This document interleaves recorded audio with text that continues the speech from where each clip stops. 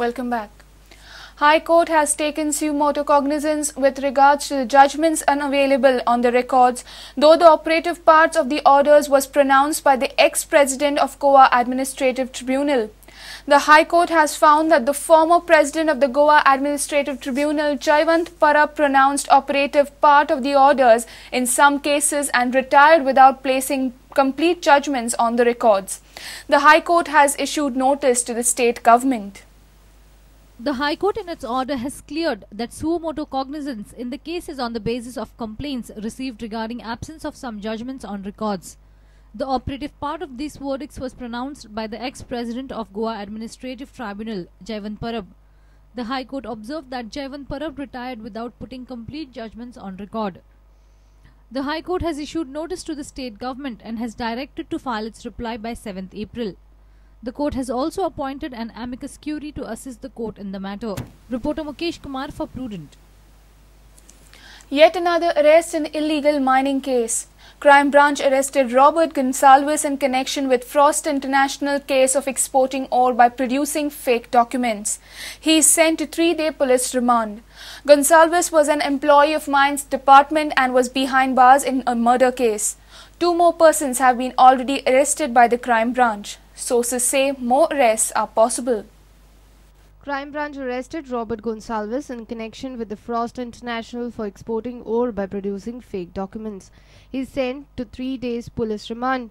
Gonsalves was draftman of Mines Department and is behind bars in a murder case. His services were also terminated. Earlier on 21st March, crime branch had arrested Subrato Barik of Frost International from Gujarat. He was arrested in Gujarat and later brought to Goa. Director of Mines and Geology Department had earlier filed complaint against their own officials and Frost International for exporting 135,000 metric tons of ore by producing fake documents. One more person, Prashant Sahu, a director of Magnum Private Limited, for alleged impersonation as Revenue Secretary of Government of India, was also arrested in this connection. Sources inform that more arrests will follow soon. Reporter Mahesh Ghadi with video journalist Devendra Gaokar for Prudent. NCP has taken on Tourism Minister Dilip Parulekar on the face of Lok Sabha elections. Spokesperson of NCP Trajano de Mello alleged that Parulekar has invested his unaccounted money in purchasing a huge property at Karanzare.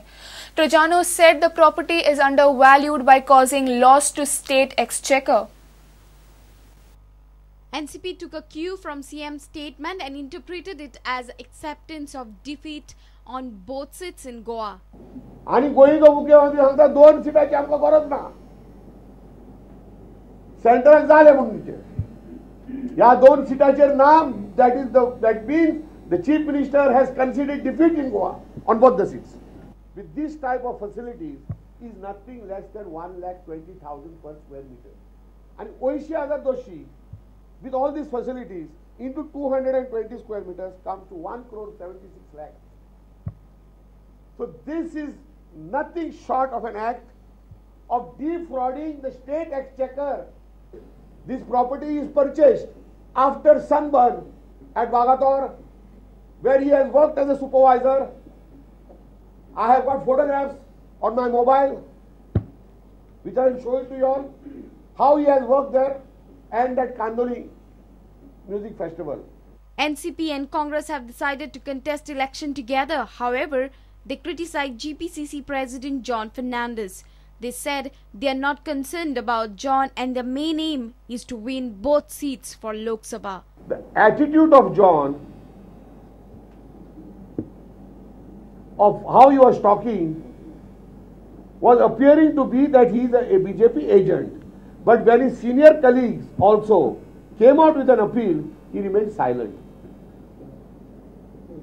But still this thing is same.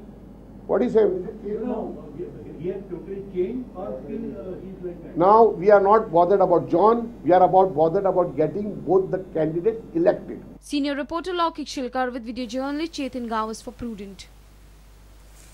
Fearing constant threat of encroachment of the university property, Goa University's Planning Board has now passed a resolution to propose shifting of government colleges located in and around Panji city on the university land at Taligaon.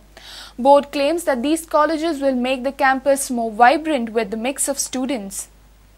Goa University's Planning Board has now passed a resolution to propose to the Goa government that government colleges located in and around Panji city should be allowed to construct a new premises on the university land and shift to the university campus.